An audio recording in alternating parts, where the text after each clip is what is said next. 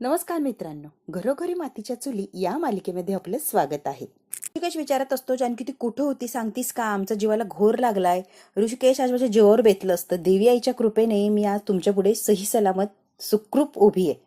नाही तर आज काय झालं असतं ना मला सांगताच येत नाहीये. शर्वरी म्हणते, अगो बहिणी असं काय घडले, असं काय बोलतेस तू? असं काय भयान घडले की तुझ्या जीवावर बेतलं असतं? बाजार समितीच्या मीटिंगसाठी मी इथून निघाले. मी चालवत असताना ऋषिकेशचा फोन आला म्हणून गाडी मी साईडला लावली. ऋषिकेशचा फोन आला म्हणून गाडी साईडला लावली. मी फोनवर बोलले आणि परत गाडीत बसून जायचं तर एका बाईकवाल्याचा ऍक्सिडेंट झाले. जानकीला आता तो प्रसंग आठवतो. ऋषिकेशचा फोन आलेला असतो. किती वेळ लागणार? तर जानकी म्हटलेली असते, निघाले मी, पोहोचेलेच थोड्या वेळात.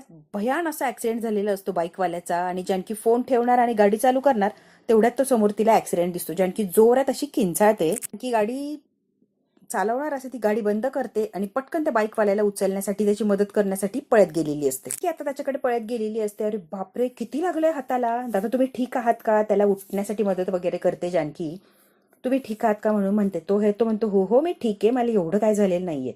मग तो हेल्मेट वगैरे काढतो. जानकी म्हणते पाणी प्या, जरा रिलॅक्स वाटेल तुम्हाला. जानकी आता स्वतःच्या बॉटलमधलं पाणी त्याला प्यायला देते. की म्हणते तुम्हाला फार लागलंय, आपण डॉक्टरांच्याकडे जाऊया, मी तुम्हाला घेऊन जाते. डॉक्टर काय म्हणतात मग मी माझ्या कामाला जाईल. नको, मला काय नाही झालंय एवढं, पण थँक्यू तुम्ही एवढी मदत केली. जानकी म्हणते ठीक आहे, पण तुम्ही सुद्धा डॉक्टरांच्याकडे जा, कारण कमी जास्त व्हायला नको, परत काही व्हायला नको, त्यासाठी तुम्ही डॉक्टरांकडे प्लीज जा. तो म्हणतो हो हो मॅम, मी खरंच जाईन डॉक्टरांच्याकडे, तुम्ही काळजी करू नका. डॉक्टरांच्याकडे गेला आणि मी परत गाडीत बसून गाडी चालवणार तेवढ्यात काय तुमचा फोन आला. ऋषिकेश म्हटलेलं असतो, तिला किती वेळ लागणार आहे? ती म्हणते आता पोहोचतीच येऊ, अगदी 5-10 मिनिटं थांबा, स्टॅम्प पॅड हवाय मला. ओके, जानकी म्हणते स्टॅम्प पॅड आणायचा आहे? होय ठीक आहे ते मी घेऊन लगेच येते मी. की स्टॅम्प पॅड आणायचा आहे म्हणून तिथून गाडी बंद करून आता परत ती निघालेली असते. कुठे दुकान येतं की काय, मध्ये दुकानात सापडतो की काय, ते आता दुकान शोधायला सुरुवात करते. ते काय घडलं काय नाही जानकी अगदी डिटेल सांगत असते. ऋषिकेश जानकी खूप खूप टेन्शन मध्ये अगदी त्यांच्या चेहऱ्यावरनं दिसत असतं. अवंतिका सुद्धा बिचारी खूप घाबरलेली असते आणि त्याहून घाबरलेली असते ऐश्वर्या. सगळ्यात महत्वाचं म्हणजे शर्वरीला क्युरियोसिटी असते की ही इथपर्यंत जिवंत आलीच कशी. हिने मरायला हवं होतं, हिचा मेलेला निरोप ऐकायला यायचा, तर ही जिवंत आलीच कशी. शर्वरीला अशी भामट्यासारखी झालेली असते. काय करावं आणि काय नाही या शर्वरीला काही एक सुचत नसतं. ती फक्त ऐकत असते नेमकी आता ही काय काय सांगतीये. त्यासाठी शर्वरीची उलघाल चाललेली असते. सांग की काय झालंय, सांग की काय झालंय. स्टॅम्प पॅड घेऊन येत होते माघारी, तर मग देवीची पालखी दिसली. मग देवीची पालखी दिसल्यावर काय, देवी आईची पालखी दिसल्यावर जानकी अगदी आनंदाने समोर जाते. मनापासून देवी आईच्या पाया वगैरे पडते, आशीर्वाद घेते. तेवढ्यात एक फूल तिचं खाली पडलेलं असतं त्या पालखीतनं. ती पालखी आता हळूहळू पुढे चाललेली असते. पण ते फूल जे खाली पडलंय ते जानकीने बघितलंय की मी जेव्हा पाया पडतीये तेव्हाच ते फूल खाली पडलंय. फूल घेण्यासाठी खाली वाकलेली असते. फूल घेऊन वर बघायला लागते तर समोर तिच्या गाडीतनं काहीतरी टपकतंय ते तिने बघितलेलं असतं. ऑइल डिझेल काहीतरी गळतंय ते बघितलंय. तिने आईनंच तिला थोडक्यात वाचवलेलं असते. फूल खाली पडलेलं असतं त्यामुळे जानकी वाचली. नाही तर जानकीला कळालंच नसतं की माझ्या गाडीतनं पाईप कट आहे आणि ऑइल गळतंय म्हणून. जानकी आता कशाचाही विचार करत नाही आणि डायरेक्ट फोन उचलून फोन लावते. कुणाचाच काही फोन आला नाही. त्या दरम्यान मी बराच वेळ वाट बघितली. मेकॅनिकलला यायला खूप खूप वेळ लागला. त्या दरम्यान कोणी मला फोनही केला नाही, माझी कॉन्टॅक्टही करण्याचा प्रयत्न केला नाही. मग बऱ्याच वेळाने तो आला. एक ऑइलिंगचा पाईप फुटलाय तरी सुद्धा गाडी चालवताय काय मॅडम हे? जानकी म्हणते म्हणजे? ती म्हणते माझ्या लक्षात नाही आलं, खरंच माझ्या लक्षात नाही आलं. म्हणते कसं आहे ना भाऊ, देवी आईची पालखी चालली, नमस्कार करून वाकले खाली तर फूल पडले. फूल पडलंय म्हणून उचलायला गेले तर बघा की समोर तो काहीतरी टपकतंय हे दिसलं, म्हणून सहज लक्ष गेलं नाही तर तेही माझ्या लक्षात नसतं आलं. निकाल म्हणतो देवी आईने वाचवलंय तुम्हाला मॅडम, आज काय खरं नव्हतं. देवी आई होती म्हणून तुम्ही आहात हे लक्षात ठेवा. जानकीला असं धस्स झालेलं असतं. जानकी म्हणते खरंच देवी आईची कृपा, मी वाचले, नाही तर आज काय झालं असतं, भयान असं काहीतरी झालं असतं. निकल म्हणाला तसं देवी आईची कृपा होती. खरंच काय सांगू ऋषिकेश, एवढ्या मोठ्या संकटातनं वाचली मी. चालू केली असती तर अवघड म्हणजे सांगताच येणार नाही ही घटना घडून बसली. आता जानकीने हे सगळं सांगितल्यावर शर्वरीच्या तोंडावर 12 वाजलेली असतात. अगदी कोणी थोबाडीत मारली की काय अशी अवस्था झालेली असते. परत एकदा तिच्या प्लॅनचा पचका झालेला असतो. की म्हणते ऋषिकेश, मी जर गाडी चालवली असती, माझ्या लक्षात नसतं आलं तर काय झालं असतं देवालाच ठाऊक. नाही तर इतकी भीषण आणि वाईट परिस्थिती आली असती ना आपल्यावर की कल्पनाच करवत नाहीये. पण खरं तर कसं आहे, देवी आईची माझ्यावर कृपा होती म्हणून कदाचित व्यवस्थित सुखरूपतीने मला इथपर्यंत पोहोचवलं. नाही तर काहीही हाताला आलं नसतं. फक्त आणि फक्त भयान अशी परिस्थिती समोर असती. आणि तू फोन का उचलत नव्हतीस ग? ऋषिकेश आता जवळ येतो. अवंतिका सुद्धा असते. तू फोन का नाही उचलला जानकी, काय आहे कारण? ऋषिकेशचा फोन तर माझ्याकडे नव्हताच. जेव्हा गाडीत बसून गाडीतून सगळं सामान वगैरे काढते आणि रिक्षात बसायला लागते त्या दरम्यान तिचा फोन खाली पडलेला असतो. तोही तिथे पाण्यात पडून गेलेला असतो. जानकी रिक्षात बसते आणि चालली गेलेली असते. की म्हणते ऋषिकेश कसं आहे ना, मला असं वाटायला लागले आता जेव्हा मी गाडीतनं सामान काढत होते ना, फाईल वगैरे काढायच्या ना, तर तो फोन माझ्या हातातनं खाली पडलाय आणि तो कुठे पडला काय मला ते कळत नाही. कदाचित तिची गाडी लावली होती ना, तिथेच तो फोन पडलेला असणार. म्हणते का ती बरं झालं चांगल्या सज्जन माणसाच्या तो फोन लागला, नाहीतर वहिनी तो फोनही गायब झाला असता. जानकी म्हणते हो ना, अगदी खरं आहे. मला कळवलं सुद्धा आणि फोन सुद्धा परत मिळेल आता. ते वहिनी सगळं छान झालंय, एकंदरीत जाऊ द्या, जे व्हायचंय ते झालंय, सगळं भीषण जे होतं ते टळलंय, आता फक्त छान आणि छानच आहे. सगळ्यांना रिलॅक्स फील येत असतं. फक्त शर्वरीला काय करू आणि काय नाही काहीही कळत नसतं. इतकी काळजी लागून राहिली, इतकी काळजी लागून राहिली, तुम्हाला काय सांगू. ना मेसेज, ना फोन, ना कॉन्टॅक्ट, काहीही नाही. अगदी वेडपिसा झाले होते मी. काय करू आणि काय नाही काही कळत नव्हतं. बिचारी खरंच अवंतिका खूप घाबरली होती आणि देवी आईकडे प्रार्थना करत होती, देवी आईचा धावा करत होती. आणि खरं तर अवंतिकाजीनी प्रार्थना केली, त्यानेच देवी आई धावून आली आणि जानकी सही सलामत घरी आलेली असते. इच्छा केली आणि थेट बाजार समितीच्या ऑफिसमध्ये गेले. पण मला एवढ्या सगळ्या प्रोसिजरमध्ये खूप वेळ गेला माझा, म्हणजे तिथपर्यंत जायला मला फारच वेळ लागला. बघितलं तिथे गेले, बघितलं तर कोणीच नव्हतं. मग तीच रिक्षा वळवली आणि परत मी माघारी आले. डायरेक्ट मी घरी आले.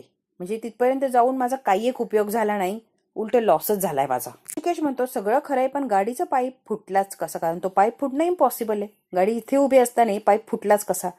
जानकी पाईप फुटला कसा, मेकॅनिकल काय बोलला. आताच गाडी सर्व्हिसिंग करून आणली होती, त्यामुळे जानकी गाडीत बिघाड होणं, पाईप वगैरे फुटणं हे इम्पॉसिबल आहे. मग गाडीचा पाईप कसा फुटला. आता ऋषिकेश चांगलाच हातपाय धुवून मागं लागलेला असतो की हे झालंच कसं.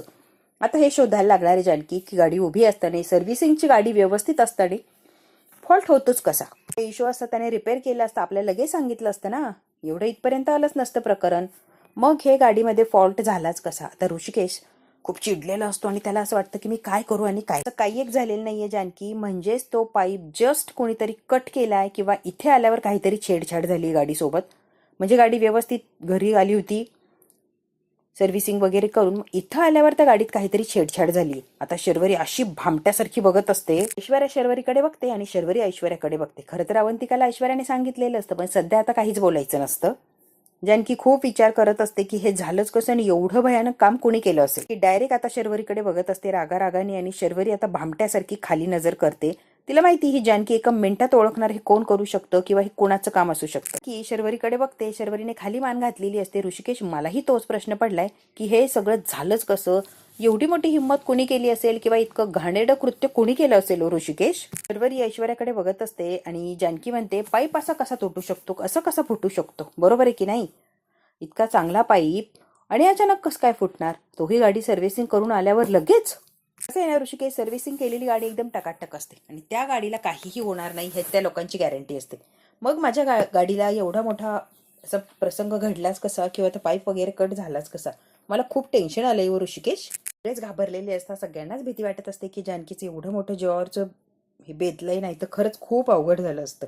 आता सुमित्रा म्हणते बघा ऋषिकेश, जानकी सगळ्यांना सांगते जे झालंय ते झालंय, आता त्या गोष्टीचा विचार करू नका आणि गोष्टीचा विचार करून काही एक फायदा पण नाहीये. जानकी महत्वाचं काय आहे, तू घरी सुखरूप आलीये ना, कशाला काय विचार करते, जाऊ दे मरू दे, जे व्हायचंय ते व्हायचंय ते झालंच आहे. देवी आईने सगळं व्यवस्थित केलंय ना, तू व्यवस्थित आहे ना, आमच्या पुढे आम्हाला काही नकोय आणि आम्हाला चौकशा सुद्धा करायच्या नाहीये. ऋषिकेश म्हणतो जानकी आता मला ऑफिसला जायला लागणार, तुझ्या काळजीने मी डायरेक्ट बाजार समितीतून इथेच आलो. जानकी म्हणते ऋषिकेश आता आलाच आहात ना तर जेवण करून जा, आता उपाशी जाऊ नका प्लीज, आता जेवा आणि मग जा. 15-20 मिनिटांनी काही फरक पडत नाही. फ्रेश होते, आवरते आणि तुम्हाला जेवायला वाढते. 5 मिनिटं थांबा फक्त, मी आत्ता आले. ऋषिकेश म्हणतो ठीक आहे, वाढ जेवायला, मग मी जेवण करूनच जाईन. आता जानकी वर गेलेली असते, तिच्या मागे अवंतिका जाते आणि अवंतिकाच्या मागे ऐश्वर्या जाते आणि शर्वरी जी असते तिच्या रूम मध्ये निघून जाते.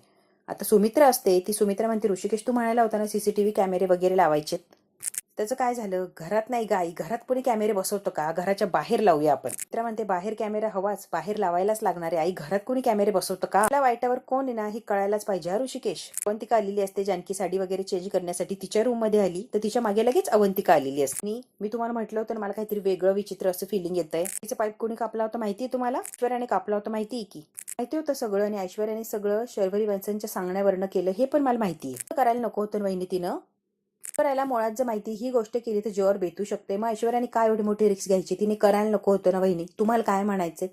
आता खरं तर शर्वरीला खूप राग आलेला असतो, अवंतिकाला खूप राग आलेला असतो ऐश्वर्याचा, की शर्वरीच्या सांगण्यावरनं लगेच पाईप कट केला आणि तुमच्या जीवावर जो बेतलं असतं काही कमी जास्त झालं असतं आज केवढ्याला पडलं असतं. काहीही शर्वरी सांगेन आणि ऐश्वर्याने ऐकायचं हे चुकीचं नाहीये का वहिनी? वाटलं नाही का हे करताना? तिला जराही काही वाटलं नाही, हात थरथर कापला नाही का तिचा? निर्लज्जपणे तिने सांगितलं आणि या निर्लज्ज पोरीने लगेच ते केलं. आता ही अवंतिका खूप चिडलेली असते. तिघींचा प्लॅन आहे माहिती की क्लिअर काहीतरी सांगायला हवं होतं ना, की म्हणते अवंतिका ऐश्वर्याने सांगायचा प्रयत्न केला होता मला, तू ऐकून तर घेतेस का? द्यायचा प्रयत्न केला होता मला, तू समजून घे ना. म्हणजे काय, शर्वरी वंशांना ओळखते ना, शेवटच्या टप्प्यात अगदी मी गाडीत बसणार त्याच्या आधी काही सेकंद तिने काम सांगितलं असणार आणि ऐश्वर्याकडून ते काम करून घेतलं असणार, जेणेकरून ऐश्वर्या माझ्यापर्यंत येणार नाही आणि मला काही हिंट देणारच नाही. खूप हुशार आहे ती शर्वरी. नाही इलाजाने करायला लागलं. अगदी अंतिम टप्प्यात आल्यावर ती तरी कशी माघार घेणार सांग बरं. त्याने प्रयत्न केला आणि वाचवण्यासाठी सुद्धा धडपड केली होती तिने. मी जेव्हा बाजार समितीला गाडीत बसले आणि गाडी चालू केली, 1 2 3 4 वेळेला गाडी चालू केली. सर्व्हिसिंग गाडी करूनच आणली, त्यामुळे तिला फॉल्ट होणं, बिघाड होणं पॉसिबल आहे. मी प्रयत्न करते तर ती चालूच होईना. मग म्हटलं चला इंजिनमध्ये काही फॉल्ट आहे की बघूया, म्हणून गाडीचं बोनेट वगैरे खोललं तर काहीच मला जाणवलं नाही, सगळं व्यवस्थित होतं. मग खाली वाकले तर काय, तर सायलेन्सरमध्ये कोणीतरी लाकूड घालून ठेवलं होतं. सायलेन्सरमध्ये लाकूड घातल्यामुळे गाडी स्टार्ट होत नव्हती. थोडक्यात काय, ऐश्वर्याने असा प्रयत्न केला की बंद गाडी आहे म्हणून मी गाडी सोडून देईन आणि मग रिक्षाने वगैरे बाजार समितीत जाईन तर माझा जीव वाचन. पण मी सुद्धा शहाणी सायलेन्सरमध्ये पाईप घातलेला बघितला आणि तो पाईप काढला की पण ती सगळी गाडी फिरून जेव्हा बघितली मी एक सहज, तर माझ्या लक्षात आलं की सायलेन्सरमध्ये पाईप आहे. मग तर काय, माझ्या लक्षात आलं फॉल्ट काय होता, याच्यामध्ये पाईप घालून ठेवलाय म्हणून ही गाडी सुरूच होत नाहीये. सायलेन्सरमध्ये घातलेला पाईप काढला बाजूला, तो सायलेन्सरच्या पाईपमध्ये जो लाकूड घातलेलं असतं ते काढलेलं असतं, तिथे लाकूड फेकते, हात वगैरे झटकते आणि परत जानकी हार मानत नाही तर गाडी चालू करून आता जायला निघते. जानकीला हिंट देण्याचा प्रयत्न केला होता पण जानकीच्या लक्षात नाही आलं. आता जानकी हे सगळं अवंतिकाला सांगत असते, ऐश्वर्याने तिच्या पद्धतीने प्रयत्न केला होता की गाडी चालवू नको, नाही सुरू होते तर निघून जा, सुरू होत नाही असं सांग. पण माझ्या बेडीच्या लक्षात आलं नाही. मी काय तर तो पाईप व्यवस्थित मोकळा केला, सायलेन्सर लाकूड काढून टाकलं आणि गाडी स्टार्ट करून निघाले की. खरं म्हणते अवंतिका, तेव्हाच मला कळलं की माझ्या जीवावर बेतणार म्हणजे बेतणार. आणि ऐश्वर्या बिचाऱ्याने शेवटपर्यंत मला प्रयत्न केला ग सांगण्याचा. तिने जो तो सायलेन्सरमध्ये लाकूड घातलं नसतं, सायलेन्सर ती नळी बंद केली नसते तर मी इतक्याने किती लांब गेले असते. पण तिने तेवढा टाइमपास केला. मी गाडीतून उतरले, इकडे तिकडे तेवढा माझा टाइमपास झाला आणि मग माझ्या लक्षात आलं की बिचारी ऐश्वर्या धडपड करत होती, मला काहीतरी हिंट देत होती, पण ते माझ्या लक्षात आलं नाही. सगळे कुटाने ऐश्वर्याने केले, धडपडही ऐश्वर्याने केली, पाईपही ऐश्वर्याने कापला. ऑल अँड ऑल सगळं लक्षात आलं की कसं काय कधी घडलंय. पण मी काय करू अवंतिका, सिग्नल होता, ती सांगण्याचा प्रयत्न करत होती गाडी सुरू होत नाही असा बहाणा करून मी गाडी सोडावी, पण मी गाडी सोडलीच नाही. ते कळालं होतं ना तुम्हाला, अंदाज आला होता ना गाडीत बसणं धोकादायक आहे, सगळंच रिस्की ठरणार आहे. मग तुम्ही त्या गाडीत का बसला वहिनी सांगा बरं? का तुम्ही स्वतःच्या जीवाला एवढं मोठं धोक्यात टाकलं वहिनी? हे चुकीचं नाहीये का? तुम्हाला का कळत नाहीये? ते इथेच थांबले असते तर शर्वरी वंशांना ऐश्वर्यावर नक्कीच संशय आला असता, बरोबर, की ऐश्वर्याने मला काहीतरी हिंट वगैरे दिलीये म्हणून मला जायला लागलं, आपण एकच आहोत हे तिला कळालं असतं आणि तिला कळू नये म्हणून मी तिथून निघाले. जे होईल ते होईल, मी देवाचं नाव घेऊन निघालेच. आणि बघ की देवी आईने मला वाचवलंच की अवंतिका. ती का खूप घाबरलेली असते, खूप इमोशनल झालेली असते. बहिणी तुम्ही जे म्हणताय ते सगळं कळतंय, तुमचं म्हणणंही कळतंय, तुम्हाला काय सांगायचंय तो प्रयत्नही कळतोय, पण बहिणी खूप खूप अवघड होतं हे. मला म्हणजे खूप खूप रिक्स वाटते या सगळ्यात. मोठी रिक्स होती, कदाचित जीवावर बेतलं असतं तर हाताला काही चालं नसतं, तरी सुद्धा वहिनी तुम्ही हे केलं.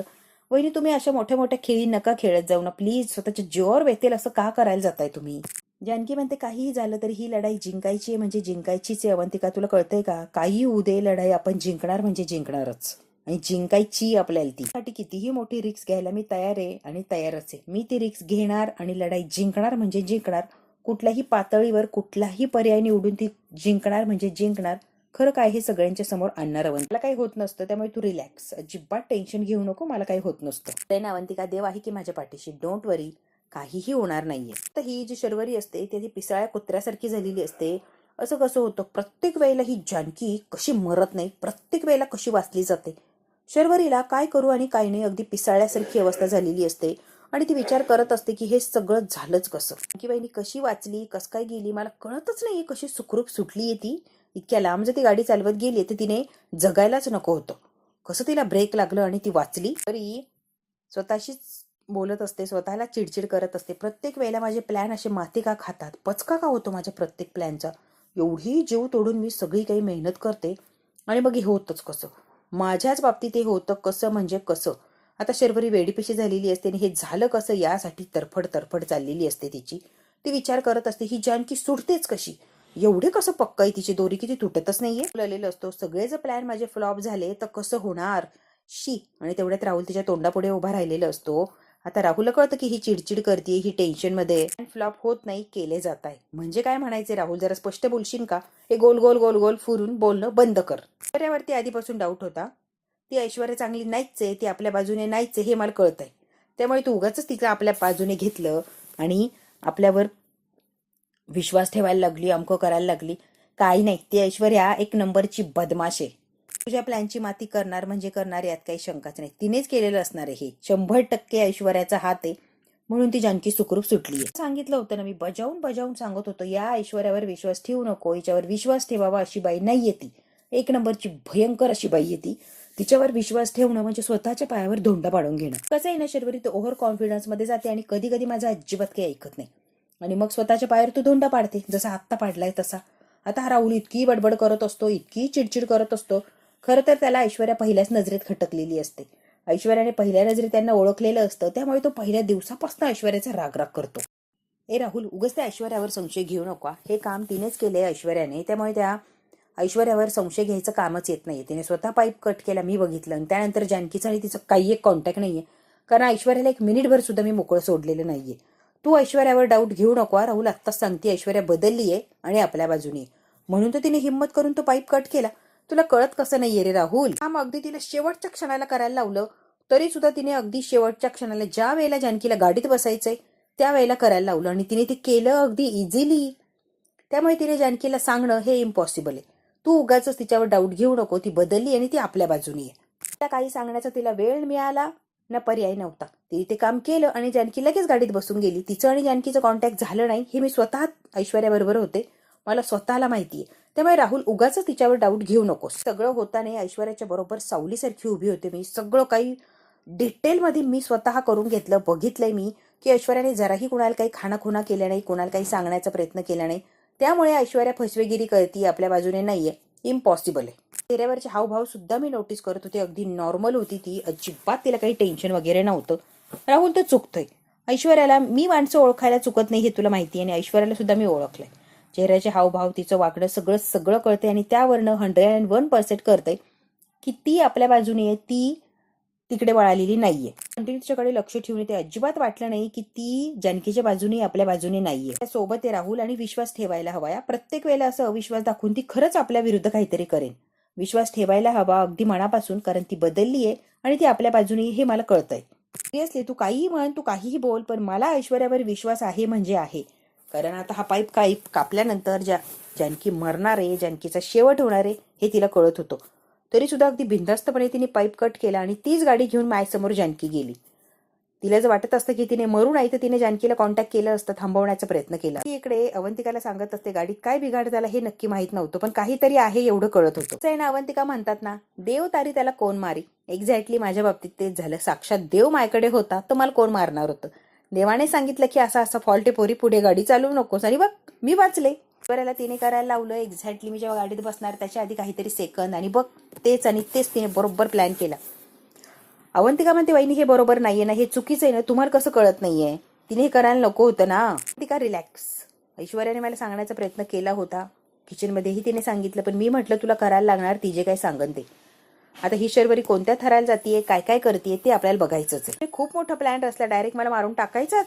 बापरे, शर्वरीची हिंमत तर बघ ना अवंतिका. अवंतिका, कर्म, देव या गोष्टींवर माझा खूप विश्वास आहे आणि कदाचित त्याच्यामुळेच मी वाचत असेल. एवढ्या मोठ्या संकटावर मात करून मी आलीये, फक्त आणि फक्त कर्म आणि देव माझ्या पाठीशी ना, म्हणून अवंतिका, बाकी काही नाही. आणि खरं तर देवावर विश्वास ठेवला ना सगळं छानच होतं. फुल जो असतो इकडे तो शर्वरीला म्हणत असतो की त्या ऐश्वर्यावर अजिबात लक्ष नाहीये. खरं तर माझं तिथून पुढे चांगलंच लक्ष असणार आहे तिच्यावर, कारण ती ऐश्वर्यावर विश्वास ठेवावा या लायकीची नाहीये.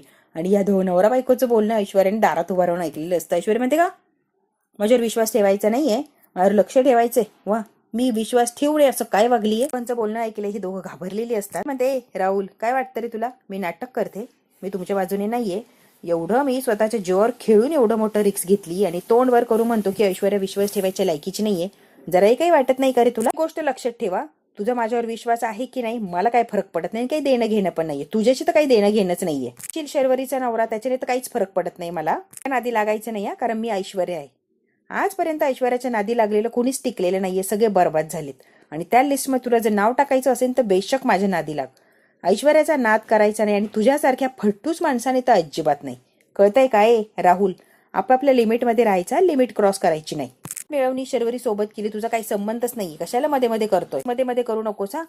राहुल म्हणतोय धमकी कोणाला देतीये? ऐश्वर्या म्हणते तुला खात नसते मी. काय करायचंय? सगळ्यांना जाऊन सांगायचंय ना? सांग ना, जाऊन सांग. काय सांगू? पैशांची बॅग तूच चोरलीये म्हणून. ब्रेक ऑइलचा पाईप कुणी कापला हे सुद्धा सांगू की तूच कापलाय? सुद्धा पुरावेत आमच्याकडे. आता हा राहुल बडाबड सगळं वकून बसलेलं. कडने पाईप कापला, त्यावर तुझे फिंगरप्रिंट्स आहे आणि एजी तू पकडली जाऊ शकते. राहुल आता पटकन भावनेच्या भरात बोलून गेलेलं असतो. ऐश्वर्या म्हणते अच्छा, मला अडकवण्यासाठी फुल प्रूफ प्लॅन केला होता. वा वा वा. इतकी खालच्या पातळीला उतरशील वाटलं नव्हता. दोघांच्या फाटक्यात पाय घालायची मला हौसच नाहीये. तिकडेच तरफडा, खड्ड्यात जा. कडचा वेळ व्हायला घालवलाय. रंगला जाऊन सांगते आम्ही आमचा हिस्सा घेतो आणि आम्ही तरी सुखात राहू. मरा की तिकडे काय करायचंय ते करा. म्हणते ऐश्वर्या थांब, जाऊ नकोस. तरी किती गेम चेंजर आहे आपल्याला माहितीच आहे. किती फालतू आहे. विश्वास तुझ्यावर आणि मला माहिती तू खरं बोलतीयस. तू या राहुलच्या नादाला लागू नको. मी विश्वास ठेवतीये तुझ्यावर. प्लीज ऐश्वर्या, राहुलच्या नादाला लागू नको. मी ठेवतीये ना विश्वास. मग रिलॅक्स प्लीज. ऐश्वर्या तर हसायला लागलेली असते. ऐश्वर्या माहिती असतं की ही माझ्या प्लॅन मध्ये फसम चोक केलं होतं. तुला माहिती ना. मग हा कसा बोलतोय? बलबत्तर होतं म्हणून वाचली ऐश्वर्या जानकी वहिनी, नाही तर ती वाचत नसती. पण तिचं नशीब बलबत्तर म्हणून ती वाचली, नाही तर तुझं काम चोक केलं होतं. मला विश्वास आहे तुझ्यावर. त्यामुळे ऐश्वर्या राहुलच्या बोलण्याकडे लक्ष देऊ नको. माझा विश्वास आहे. ते माझ्या नादाला लागायचं नाही. आणि पुन्हा तुला एकदा आठवण करून देतेच. नाही देतेच मी. कारण तुझ्या लक्षात राहत नाही ना. मेमरी लॉसचा प्रॉब्लेम आहे कदाचित तुला मी सांगतेच आता. मिळवणी शर्वरी बरोबर केलीये, तुझ्या सोबत नाही. आणि तू मध्ये मध्ये पडू नकोस, नाही तर जानकी ऐवजी तुझाच पत्ता कट करी ना. जर असाच करत राहिला, एकमेकांवर जर संशय घेत राहिला तर काय होणार आहे? पण आपल्याच प्लॅन मध्ये फसवा. तुझ्या लक्षात येतं की नाही शर्वरी? याला दापून ठेवा. तिला आता राग आलेला असतो. तिला असं वाटतं की हा राहुल कशाला बडबड करतोय. ऐश्वर्याने असं फितवलेलं असतं की शर्वरी राहुलवरही आता राग रागते. आता जानकी सांगत असते अवंतिकाला गाडी चालवत असताना ऋषिकेशचा फोन येणं, ऋषिकेशची फोनवर बोलणं सुरू करून निघणार. तेवढ्यातच ऍक्सिडेंट झाला आणि काय तर त्याला लागलं होतं. दवाखान्यात जा, त्याला घेऊन जात होती मी. मदत करण्यासाठी बाहेर गेले मी. गाडी जर सुरू केली असे तेव्हाही मी गेलीच. पालखी आली अवंतिका आणि ऐन वेळेला सगळं काही देवी आईने वाचून घेतलं. आणि देवी आई म्हटल्यावर काय, तिच्या भक्तांना कशी ती संकटात टाकू शकते, हो की नाही? कारण ती देवी आई. अनेकाला एका मागोमाग एक अशा गोष्टी घडत गेल्या की सगळं व्यवस्थित पार पडलं. चमत्कार नाहीये तर काय? आज जे भयान होणार होतं ते अगदी सहज साध्यापणे सगळं निवारलं. अजून काय हवंय आपल्याला? काहीच घडलं नसतं. तुझ्या समोरच ही सलामत व्यवस्थित नसतेच ना उभी मी. काहीतरी भीषण असं झालं असतं. म्हणते वहिनी असं काय बोलते? अगं खरं तेच बोलतीये मी. खूप भयानक आहे वहिनी. हा खेळ नकोय आपण खेळायला. आपण माघार घेऊया प्लीज. तरी बरोबर राहुल सुद्धा आहे ना, त्यामुळे ती एवढी सगळं करते. तीपासूनच बरोबर वाटत नाही. अगदी विचित्र आणि विक्षिप्त वाटतं. त्याच्या डोक्याचं काही भलतंच भरवलं आणि तिने तसं वागलं तर भाग इथेच संपतो. पुढच्या भागात काय होणार थोडक्यात बघू. जानकी विचार करतच असते. तेवढ्यात काय ऐश्वर्याने प्रॉपर्टीचा हिस्सा मागितलेला असतो, वाटे मागितलेले असतात. माझ्या वाटणीचं मला देऊन टाक. हॉलमध्ये सगळ्यांच्या समोर ऐश्वर्या म्हणत असते की प्रॉपर्टीचे वाटे करावेच लागतील. तरी म्हणते की मला असं वाटतं की इनेच नानांना भरीस पाडलं आणि ते व्हील वगैरे सगळं काही बदलायला लावलं आणि सगळी प्रॉपर्टी स्वतःच्या नावावर केली आहे जानकी वहिनीनं. ती म्हणते शर्वरी यांचं वाटेल ते बोलायचं नाही, बास लिमिट मध्ये राहायचं. म्हणते जानकी ती बरोबर बोलती. आता तर डाऊट यायला लागला मला. तुझ्या स्वार्थासाठी तूच नानांना आणि जानकी सटकन ऐश्वर्याच्या मुस्कटात दे. म्हणते तुला तोंडावर सांगते माझा हिस्सा तुला घेऊन दाखवणार म्हणजे दाखवणार, काहीही झालं तरी. म्हणते रोज एका गोष्टीवर वाद घालण्यात काय अर्थ आहे? इच्छा आपण विसरून जाऊ आणि वाटे करूच या. वाटण्या कर जानकी. आता जानकी पुढे मोठं धर्मसंकट उभा राहिलेलं असतं की सुमित्राने शब्द दिलाय नानांची इच्छा वगैरे विसरून जाऊ आणि वाद घालण्यापेक्षा वाटण्या करूनच टाक. एक घाव दोन तुकडे होतील म्हणजे कोणाला काही टेन्शनच राहणार. जानकी खूप टेन्शन मध्ये आलेली असते. घराच्या जर वाटण्या केल्या, प्रॉपर्टीच्या वाटण्या केल्या तर काय व्हायचं? सगळं अवघड आणि अवघडच होऊन बसायचं. आता मात्र इतकं भयान आणि भीषण असं त्यांच्या घरात काहीतरी घडणार असतं आणि त्याचे परिणाम सगळ्यांनाच भोगायला लागणार असतात. बघू आता जानकीच्या घरात हे नाटक करता करता काय असं घडणार आहे की त्याच्या जे आगीची झळ आहे ती सगळ्यांनाच पोहोचणार आहे. हे जर बघायचं असेल तर बघायला लागणार आहे आपल्याला पुढचा भाग. हा भाग इथेच संपतो. व्हिडिओला लाईक, शेअर, सबस्क्राईब नक्की करा. धन्यवाद मित्रांनो.